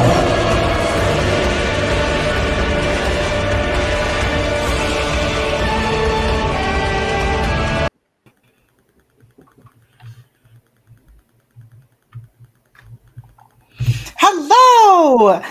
It's good to be back, and it's very exciting for me to welcome Luis. Hello, how's it going? Pretty good. How are you today? I'm doing pretty well, I'd say. Now, for anyone who doesn't already know who you are, would you mind introducing yourself for us? Yes, hello, I'm Luis Loza, Rules and Lore Creative Director. It's all right down here. I handle the creative direction on the Pathfinder side of things with regards to rule books and our setting books, specifically maybe the Lost Omens line of books. Ooh. And before we get into our latest Lost Omens announcement, I need to ask, have you played any fun games lately? I over the holidays got a hankering to play Castlevania a lot, and I've been playing Symphony of the Night, specifically a randomizer which mixes up where different items and monsters are and stuff to make the game more interesting, which is always fun. And then just last night I started quasi like session 0/session 1 of my new campaign. My group is about to run through Sky King's Tomb, so they just started that. They met Lady Shimmer Snips and stuff, so it'll be a fun time once we keep going with that. Darn, I should have had the picture of her ready to go. I should just have that pinned. But we are here to talk about the most recently announced Lost Omens book, Pathfinder Lost Omens Shining Kingdoms. Yes, absolutely. Look at that wonderful book. The big old dragon and a big fight. Actually, looks like that dragon doesn't really even fit all the way on the cover. Maybe we should expand that a bit to show everyone the whole fight going on. This is a cover for Shining Kingdoms, next big regional book focusing on one of the meta regions of that, and that is a cinder dragon on the cover there. It's a dragon that happens to be red because it's related to fire. Oh, there goes my cat being invaded. It happens to be related to fire, but it isn't necessarily a red dragon. It's red. It does fire stuff. It messes with a lot of cool fire things, and happens to fill a similar niche to what red dragons used to, but it's a little twist, a little Pathfinder twist on our own take on the classical dragon. And there's nothing classical than a big dragon on a castle and everyone having to deal with that. Yeah, this is I got to look at this earlier when I was making this into a slide, but all of the action happening on here is fascinating. There's 4 different things happening. Yeah, there's some elves, there's some humans, and it's a bit harder to see because they're closer to the dragon, but there's a bunch of dwarven warriors in there as well. They're the ones with the funny spiked helmets, pyramid helmets. But a bunch of classical fantasy people working together to fight a dragon. Nothing more high fantasy than that. So the Shining Kingdoms is not one nation. No. What can you tell us about the nations that sort of make up the Shining Kingdoms? Yeah, so the Shining Kingdoms is kind of our classical fantasy region. I was being very deliberate talking about dwarves and elves and humans because that's kind of what a lot of people are used to imagining when it comes to fantasy. Fantasy is a lot of things, but for a lot of people, you say fantasy, they think Lord of the Rings, they think stuff like that. And the nations of the Shining Kingdoms are kind of a collection of not all of them perfectly like high fantasy, classical fantasy, but it's a nice collection of things that you're used to seeing. There's courtly intrigue, there's knights in shining armor, right? There's traveling merchants and adventure, there's vast wildernesses and frontiers to explore. Lots of great places to go and explore. If you imagine the New Zealand of the Lord of the Rings, you're probably seeing the Shining Kingdoms as well. Lots of regions are like that. Very cool. I admit that I think I was talking about this earlier. When I saw this book, I was like, I don't know who those are, but I can't wait for Luis to tell me about them. But yeah, so looking at these here the flags of each of those? Yeah, nations? these are the flags, or I guess the icons. Some of them aren't directly flags, but yeah, there are 6 nations featured in the Shining Kingdoms, and I'm going to go in alphabetical order because I've known them so well from working on this book at this point. But Andrian is kind of our democracy, very freedom-loving, very benevolent, trying to help out a lot of people nation. Druma is all about mercantile and things like that. The Five Kings Mountains are homes to a lot of dwarves, and in fact, one of our previous Lost Omens books took a visit to the Five Kings Mountains a while ago. That was specifically High Helm, but it did feature a little bit on the Five Kings Mountains. Galt is a nation a little more modern, but not quite like modern day or Victorian or anything, but it is kind of very reminiscent of a nation like revolutionary France. A lot of anarchy and change has been going on, which has been, I think, for the most part, quelled, and now is a chance to rebuild and do new things. Kyonin is the nation of elves, which you will get a chance to explore during the Spore War adventure path just a bit. So if you want to learn more about Kyonin beyond Spore War, this will be a great book for that. And finally, Taldor that's your courtly intrigue. That's where there are people scheming and plotting to stab you in the back, or at least vote against your intent, and suddenly you are pushed out of the royal court and have to deal with all the aristocracy being a big pain and a nightmare of sorts. But what you are describing is my favorite kind of tabletop game, because I am a sucker for everyone's at this party, but everyone at this party hates each other. Yeah, or is trying to one-up each other and come out on top. Yep, there is a secret goal of the party, and the goal is to be the best person there, but what that means, who knows? Yeah. So in addition to those 6 nations, we're also going to look at a variety of factions. There are new and returning factions prominent to the region. Some of them you might know. The Lion Blades and the Eagle Knights are tied to Taldor and Andrian. Some of them are newer, like the Broken Ghosts, and some you've never ever seen before, specifically the Wilder Hearts and the Shieldrot Striders. So we'll get a chance to look into these different factions, what they're up to, why you might care about them, and what their kind of goals and influence in the region are. When you're outlining a book like this and sort of figuring out new factions, is that something that did you have these factions set up, the new ones, before the book was written, or was that something that came about in the process of writing? Some of these are ones that we had planted seeds before. The Broken Ghosts technically got first mentioned in Lost Omens Firebrands and got brought forward a little bit, mentioning them in War of Immortals, and this is our chance to explore who they are and what they're up to, what they're doing. But the Wilder Hearts and the Shieldrot Striders were really just give us a faction that does X in the outline, and then the freelancer got to write those and expand on those, and then they work together with the people who are doing the different regions and make sure that they all work together. But yeah, some of them are just, hey, this is not any of these. For example, we want a faction that is all about painting and art, right? And then we let the authors go from there. And sometimes we steer them a little bit to keep them on something that works for us. But otherwise, we just say, give us something cool, and we end up with things like the Wilder Hearts and the Shield Rot Striders. So I have to ask, why specifically, as the creative director, did you sort of pivot to focusing on Shining Kingdoms for this book right after sort of the big War of Immortals, Divine Mysteries event? Anyone who's read the Gazetteer in the War of Immortals book can say that the world has a lot that's been going on, right? There's just a lot of changes that have happened. And because our classical fantasy is kind of hopefully a gateway for a lot of people to learn about the setting in a way that is a little more familiar, has a lot more touchstones.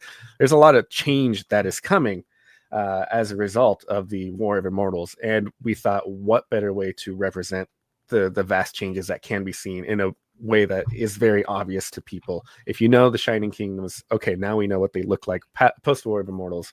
And if you don't know the setting or the Shining Kingdoms at all, you can say, oh, well, I get what dwarves and elves and all these humans are doing, and then we layer on the War of Immortals stuff, the changes with the God's Reign and stuff, and it's not too far of a step to understand what is now going on. So we are that piece of art was a piece for Andran. That is Andira Murasek, who is the Supreme Elect, effectively the president of Andran. They're kind of rallying the people for her final term. She's been elected for her final term. She can no longer rule over Andran, but she's now kind of in a position where she has to figure out, people want to fight. People want to, with the God's Reign and the War Shards and all that stuff, people want to do a lot of stuff, and she has to try to maintain order and peace with her people in a way that is difficult, right? It's the biggest challenge she's ever had to face, and it's her final term. She won't be able to stick around and be like, okay, well, this is a long-term plan. She's got a couple years to hopefully keep everything in line and make sure nothing goes too wrong. And we'll see what happens, and we'll see what other people are scheming behind her back. Ooh, I don't think this relates to that in any way, but this is an art piece that I missed queuing when you said classical fantasy earlier. Yeah. So I wanted to bring it back. This is courtly intrigue. This is when this is when you either win the most at courtly intrigue or happen to be one of the countless losers at courtly intrigue. I think only one man won courtly intrigue at this party. And this is from, technically in the past of the setting, this was the former Grand Prince of Taldor, who is no longer the current ruler, but this is the kind of stuff this is basically the first picture you see in the book after the table of contents, to kind of set up the idea like, hey, this is courtly intrigue, this is the kind of stuff you'll see, but also like, it's not sanitized necessarily all the time. There's things that can go wrong. This isn't fun, happy time for all your heroes. There is danger here, depending on who you're talking with and what you're getting up to. You maybe should keep an eye out. And then you mentioned going deeper into Kyonin in Spore War. This, I believe, is the capital of Kyonin, right? Yeah, this is a scene from Iadara, the capital city of Kyonin, and a place that we haven't had a chance to really explore at all in the past, even though Kyonin has been with us since the beginning of the setting, basically. And elves are among James Jacobs' favorite ancestries. We actually hadn't had a chance to really go into Iadara and really explore it. So this is our first chance to really do that here.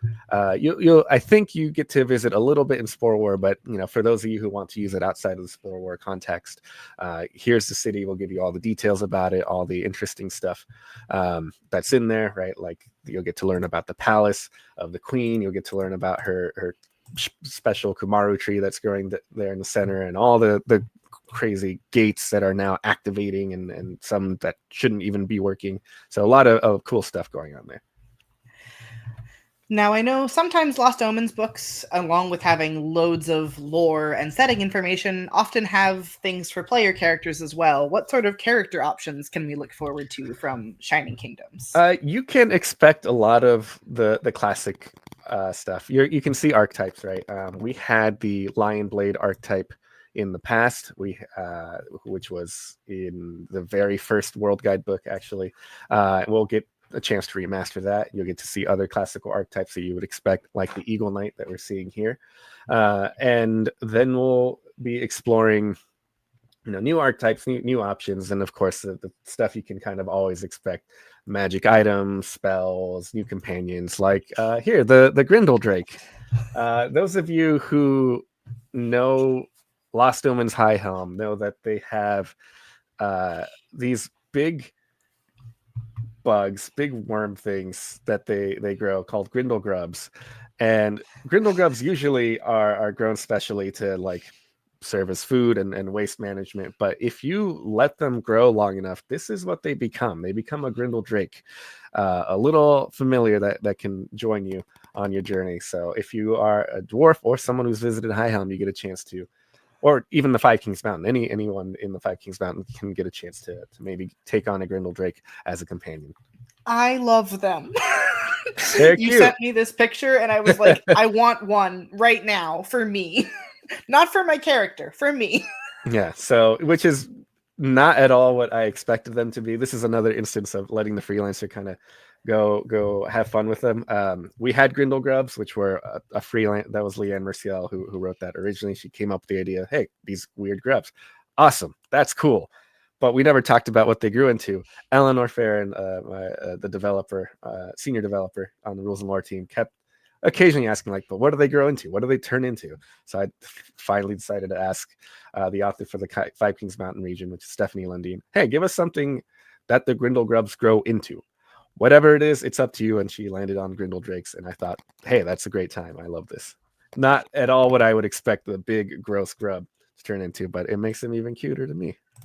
I love them, and I also love the art from High Helm of that person carrying the Grindel grub like in their arms. Yeah. So, how big are they?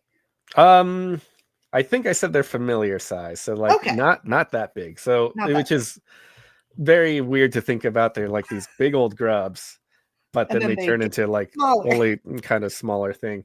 But I mean, caterpillars change size when they transform into butterflies, Yeah. so why not Grindel grubs, right? Like whatever. I don't really care. I'm just happy that they exist. I don't either. I just wanted to know if they were like huge. No.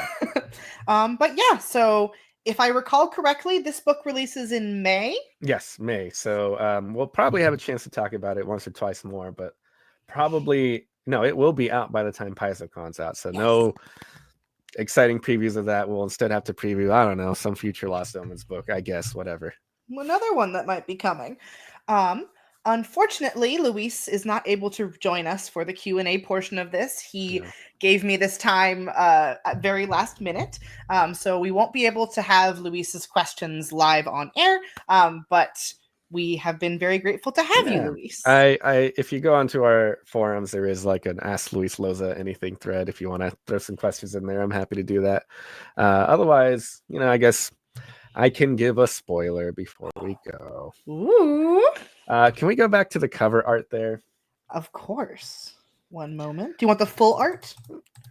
Whichever. As long as, there we go. Hey, I mentioned a Cinder Dragon, right? And I'm talking about the Cinder Dragon as if I know what the Cinder Dragon does, because I know what the Cinder Dragon does. And I'm just going to say, by the end of the year, you too will know the stats for the Cinder Dragon and get a chance to learn what the Cinder Dragon does. Where that will come up, I don't know. I mean, I do know. What am I saying? I don't know when you'll learn about that, but I'm just excited to know to tell people, hey, the Cinder Dragon's coming, and look forward to that. By the end of the year, you'll have your Cinder Dragon stats for those who want to use them. But in the meanwhile, feel free to use a red dragon and remove the alignment and call that good. Thank you, Luis. And I won't be seeing you again soon, but we look forward to the next time that you come and share many secrets with us. And I wish you the very best. If folks want to find you, where can they find you? Here, Donato Classic is the username on like anything, Blue Sky and whatever. Otherwise, you can head over to luisloza.com. That has some information about me. Or I'm around. I'm keeping an eye on what people say and stuff. So Sometimes you'll say my name and it'll summon me, and it's great. I love doing the jump scare to freak people out. Also, I would like everyone to know that Alex has loudly corrected me. This is a June release. June. Okay, well then, there you go. I guess I that's what I get for trusting my notes. So maybe we will talk about it. We will talk about it at Paizo God. But by that point, people might start getting their copies early. So who knows? We'll see. But yes, you can look forward to this in June, and we can look forward to seeing Luis another time.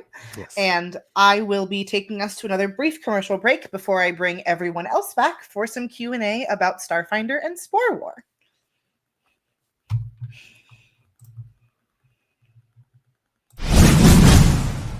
At the dawn of time, the gods united in a desperate battle to save the universe when the rough beast Rovagug aspired to devour planet after planet. In the end, he was not destroyed, only imprisoned in the heart of the planet Galarian. Since then, gods have risen and fallen, but all agree that the rough beast must never escape.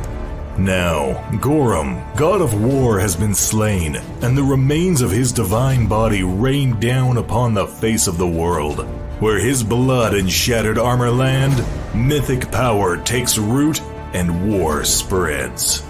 For Kira, Mariciel, Ezrin, and Amiri, 4 veteran adventurers seeking a lost relic of the sun god Sarenrae and answers to an unexpected assassination attempt, this cataclysm will set them on a desperate task, not only to understand and grapple with their newfound mythic powers, but to prevent the escape of the rough beast himself. Mysterious and sinister forces plot to ensure Rovagug's escape, and the heroes will have no easy time stopping their evil plans. With their burgeoning mythic power, the gift of one of Galarian's surviving deities, and the aid of newfound allies, will 4 mortals be able to stand before a god? Embark upon an epic tale of high adventure in the world of the best-selling Pathfinder role-playing game, In God's Reign by Leanne Merciel, coming soon to a bookseller near you. Find out more on Paizo.com or with the Prelude electronic books, The God's Reign Prophecies and Before the God's Reign. The fate of the world depends on it.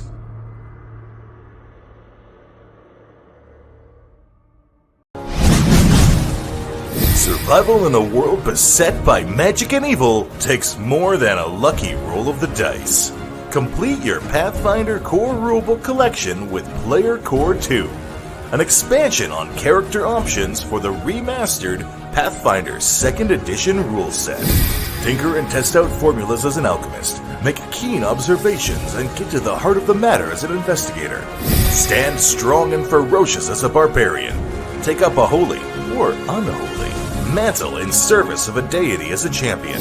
Dance through battle with the grace and bravado of a swashbuckler. Maintain a balance between mind, body, and spirit as a monk. Take hold of the innate magic in your sorceress bloodline.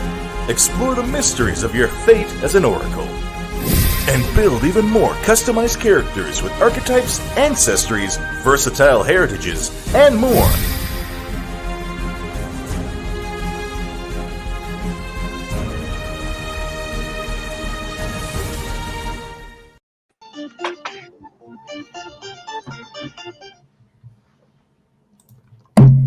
Oh, hello. Funky musics. Oh, geez. Noises. Hello. It's happening. I'm not entirely sure. One moment. There were fun noises that I didn't expect. Is this everybody? Yeah. I think that blong noise is the sound that Tree Razor makes when he roars.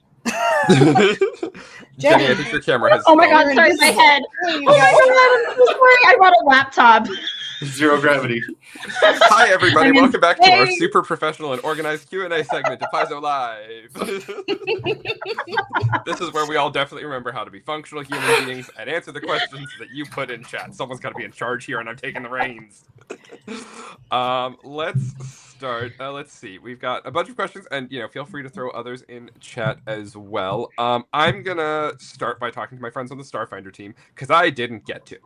Hi, Star Hi, friends.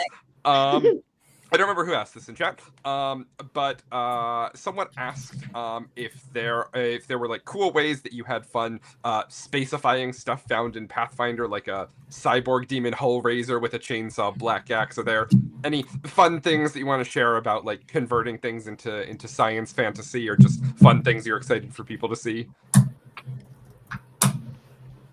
I will start out by saying that on that note, our GM Corps does actually have some advice for GMs who want to do just that. Like, you're asking us, but if you want to do that, we do have some information. So we have thought about this, and it's really cool. I think my favorite part was getting to do art of the Pathfinder iconics in Starfinder situations, and the Starfinder iconics like being, tossed back into the past. There are a couple of art pieces like that in that book, and when we did not bring any to spoil, but they are really good. Like, I'm not going to spoil them for you yet, but you have to see them. That's my favorite part, was coming up with like, what would like Mauricio and Kira's date night be like in the future?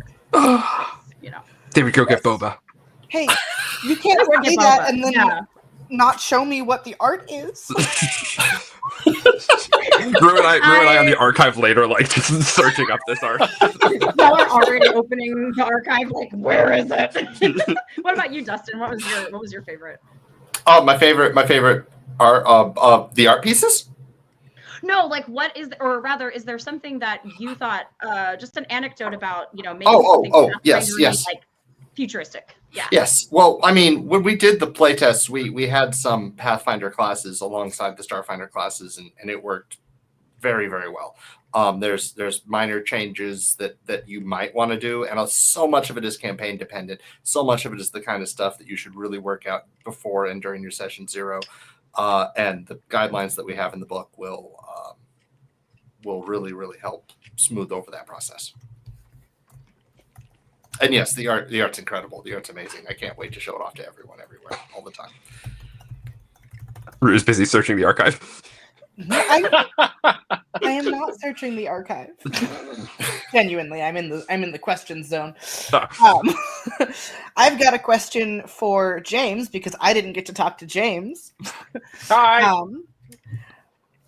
In terms of the, like you said, the triumphs and victories, will choices and actions you take in the first book like affect the second and third in sort of a like decision tree style manner? Not so much really in a decision tree, but it will have an impact of what's going on later on in the adventure path. Again, as I mentioned in that segment, the first chapter basically in Spore War, these are light spoilers, has the player characters trying to basically build a alliance of all of the Lake and Carthan nations. So Razmaran, Druma, Multhun, Nirmathas, Ustalov, Kyonin, and the Knights of Lastwall, representing old Lastwall Gravelands. And getting those people to like not want to kill each other in the room. You got Lastwall versus Ustalov. That's not a great combo. You've got Multhun versus Nirmathas. You've got Razmaran versus everyone else. But the more of those people you can get to be, work together to, defend each other, that will really come in helpful later on when Kyonin needs a lot of help against an unexpected aggressor. So if you didn't make any friends by the end of Spore War, you're gonna need new characters. I mean, Razmir could solo Tree Raiser. He'll be fine. He is a god after all.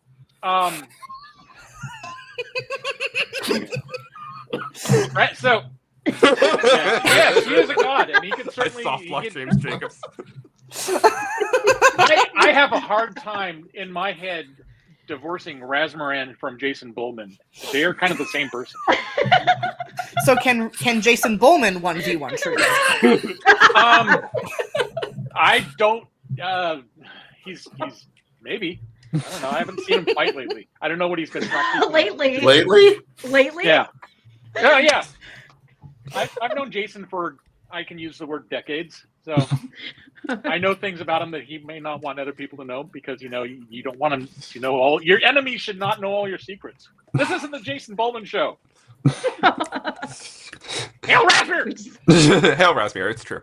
Let's see. What other questions? Well, I would ask Luis a question, but he ran off before I could ask him. So, I'm gonna take like 20 questions that were in chat for the Starfinder team and just kind of smash them all together into one amalgam and just like ask you to talk about kind of the team's thoughts on like Pathfinder content interacting with Starfinder stuff. Like, are you expecting that people will mix them together? Are they like built in sort of like balance to be like working really well together? Like, obviously people can do whatever they want at their tables, but like what's the team, or at least what's your thoughts as you're the ones that are here? And I'll just smash all those questions together and throw them at you.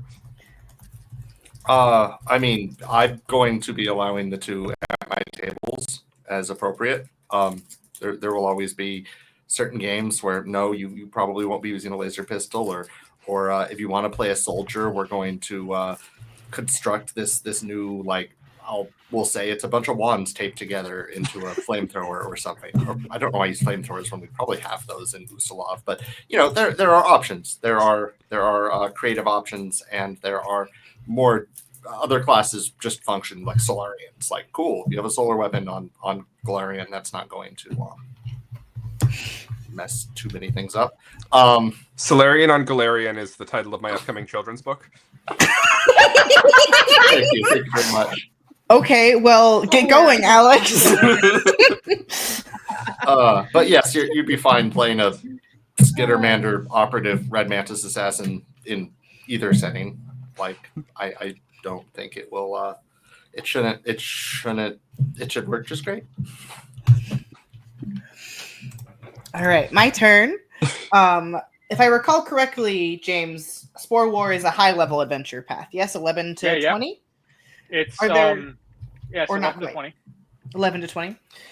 What adventures do you recommend if someone wanted to play a 1st to 10 or somewhere around there before taking on this campaign? I first would suggest you check out the Spore War Player's Guide, because going forward from this point, whenever we do a higher level one, we're going to include advice for you on how to, like, if you've played a lower level adventure path, which ones would work and how would they work. With this one, I think there's not one that above all others makes a lot of sense to start in, which kind of works out that all of them do. Like, if you play Abomination Vaults, the character of Rue and Alex, who is one of your first NPC contacts in Abomination Vaults, she grew up in Tanglebriar, and she had a vision of a demon attack on her village and was able to spread that word around to everybody. And they bailed and set up a bunch of traps. So when the demons did attack, they attacked basically an empty bag filled with rusty nails. And Yes. so if you played Abomination Vaults, the suggested tie-in there is that Rue and Alex has this vision. It's like, it's happening again! And she grabs you because you're the most powerful heroes in Atari, and you go up to Kyonan to help out. On the other side of things, if you played Sky King's Tomb, that's right there. It's next door to Tanglebriar. And so once you finish all that up, while the Five Kings Mountains are not part of this Lake and Carthan group, because they don't actually border the lake, the idea of like a bunch of dwarf PCs coming to help the elves is super rad. But it's also in their best interest, because if Tree Razor takes over Kyonan, they're right there. That's going to be bad. You can like stand on top of one of the mountains in the Five Kings Mountains and like throw a rock down into Tanglebriar, and that rock will come back covered with poison. I was going to say, we would not recommend doing that, but you can. Yeah. Just because you can does not mean you should. The main thing that your character should build up toward in Spore War is they should be pre-established known heroes, so that the Queen of Kyonan will want them to represent that nation in these accords. And there's sort of a flashback scene at the start of the adventure path that kind of contextualizes a scene in which your characters step up and be, big damn heroes for the elves. Awesome. Thank you. Yeah. Let's see. What other questions we've got? I actually have one for Jenny. Yes. Or actually, no. Doesn't want to follow up on the Yeah, thing I asked same earlier, thing. so I'll let you do that. To finalize your question about Starfinder and Pathfinder and vice versa, in fact, if you still play our awesome playtest scenarios and download the tracking sheet at starfinderplaytest.com, you can unlock the Contemplative and the Dragonkin ancestries from Starfinder Galaxy Guide and play them in Pathfinder Society. So right there, there's your compatibility. That's true. Dustin doing my job for me. Yay! Thank you. Play Starfinder Society. Play Starfinder Society.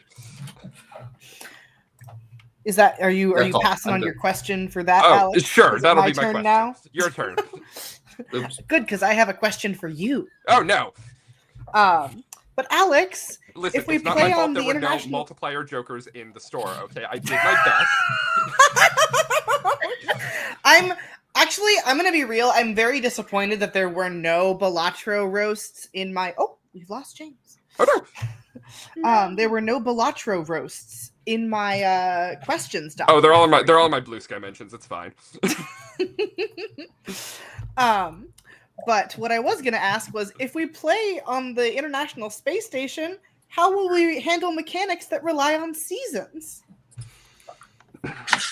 There's one item in Pathfinder Rage of Elements. It's the Broadleaf Shield. It matters what season it is in the game when you use it. I had to issue a Pathfinder Society clarification that says the season that it currently is whatever season it is where you are actually playing it. Now, when we were discussing the sanctioning for Pathfinder Society, someone did raise the question, what if you are playing on the International Space Station? I elected not to issue a clarification for this exact cause, because I thought the odds were incredibly low. But I will issue this clarification. If you are playing with a broadleaf shield on the International Space Station, it is whatever season your heart desires. I don't care. But you have to tell Alex about it. But you have to tell me about it, and Yes. you have to send me photos, because I need them. And in return, it can be whatever season you want it to be. There's one item that it matters. You're welcome. That's an official clarification. I can't take it back. There's no such thing as a void season, actually. Yeah, said it out loud. Void season. Void season. Okay. Now, but I have another question. Can it be dinosaur season? Okay. Yeah, it's always dinosaur season. It's always dinosaur season in whatever country that is. Also, someone in chat did ask, what if it is an online game with players on both hemispheres? That's why the clarification specifically says it is whatever season it is where the player is. We thought ahead. It's whatever season the Anyway, I love my player job. is.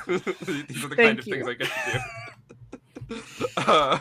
Oh gosh, I was gonna ask Jenny a question. I forgot what it was. Oh, Jenny, let's talk about gods. I love gods.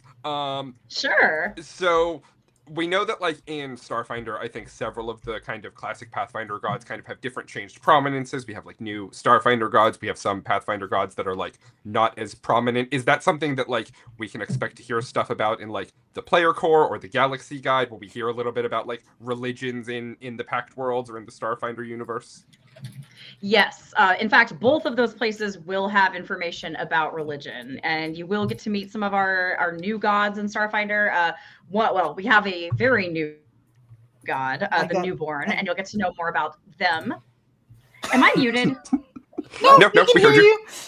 No. Okay, sorry. I just had a moment. Oh my gosh. So there's a newborn. I mean, yeah, a newborn. And of course, Zan Shalin. And then there are some selected Pathfinder gods who appear in the book as well, but we've got some more lore on them for Starfinder times. But yeah, there will be more about religion. And just so everybody knows, if there is a god that is not in that book, but you know that, like, that is a prominent Pathfinder or Starfinder god, it doesn't mean they won't show up later. These are just the gods that we really want to focus on for whatever reason or another at the beginning. We just want to give you the sampler platter before we bring out the whole buffet. So just keep that in mind. If we got an audio god. No, they're dead. Why Sorry. is everyone wondering about the audio god? Yeah. The audio god dies a lot on this show. Luis asked me very kindly if he could kill the god of audio and if that would not ruin my prospects as a media manager for the rest of my life. He literally sent me a DM of, like, will this be bad karma for you if I do this? And I was like, if so, it's funny, so do it. I wanted to open the floor to James, talking about crossovers between Pathfinder and Starfinder in terms of, like, what does that look like from the Pathfinder side of things as well? I mean, well, that's kind of where it all started, back with the Iron Guard's Adventure Path and the Technology Guide. That was kind of the birth of a lot of Starfinder stuff, because people liked it. And from there, we took a lot of that content and kind of just exploded it up into the heavens, into the future, post, beyond the gap, etc. We haven't been able to go back to Numeria because we didn't have second edition rules for that content. And so once those rules are available, and once we don't want to jump right in immediately because we Starfinder getting a new edition is a big deal, and it needs to be front and center awesome. And that is something that I am personally really excited about. I've been talking here and there about a sequel to Iron Gods for ages, and that's an adventure path I've had at the back of my head since the previous edition. So, but it's not on the schedule yet. So, yeah, I had technology guide, but it can be now. Yeah, we have the technology now. James. Yeah, exactly.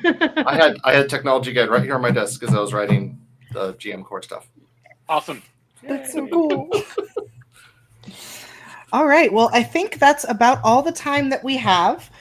So we already said goodbye to Luis, but starting with Jenny, why don't you tell us where we can find you if you want folks to find you and sign up?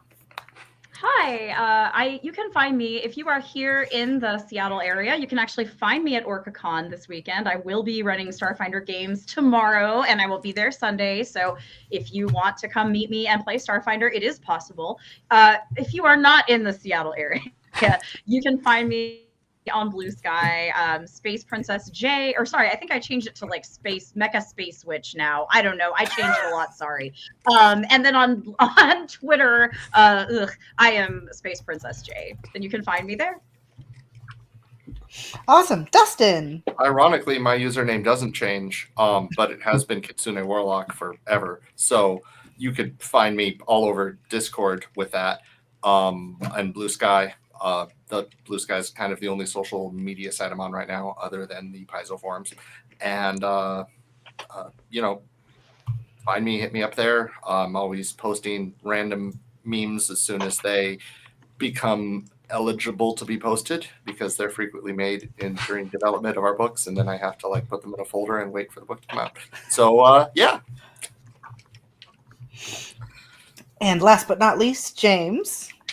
I'm a social media hermit, and so the best place to find me is on the Paizo forums. I'm pretty active there, and also over on Reddit on the Pathfinder subreddit. I'm pretty active there, but aside from that, I am reveling in my decision of many years past of not getting too involved in social media. It's really paid off for you, I gotta say. Yeah. It's. I highly recommend it. And I have been Rue. You can find me most places on the internet as Ilana Knight, and on the site formerly known as Twitter for as long as I still deign to be there, as Ilana Knight 13. And you can also see me occasionally in the Paizo forums, or sort of lingering around in all of our convention spaces. If you want to... Oh, sorry, my brain stopped working. Sometimes the ADHD does that. You can also come and occasionally find me streaming on Twitch. I'm RueVD. You can see me in the Paizo chat. And I will let Alex be the last human to introduce himself. Haha, or say goodbye. Rue, can I get the volunteer command one more time in chat? I absolutely can do that for you. Thank you so much. Sign up to volunteer for us at Gen Con. It's a great time, and you get cool rewards, and you get to hang out with Paizo folks. If you want to see me other than at Gen Con or at PaizoCon online, where I live during the entire convention, you can find me on Blue Sky, search for my name, and that's probably me. And otherwise, you can see us here next month on Paizo Live when we talk about other stuff. What will it be? Who's to say? We'll find out together. Speaking of next month, everyone be sure to mark your calendars for the next Paizo Live. It will be Friday, February 7th, which is my birthday, and I won't be here. But other people will be. Same time, same place. And until then, you can get all of your Paizo updates by joining our newsletter by going to paizo.com/news. And with that, we're going to say a wonderful goodbye to all of you and look forward to seeing you at the next live stream. Bye. Bye. Bye. Bye.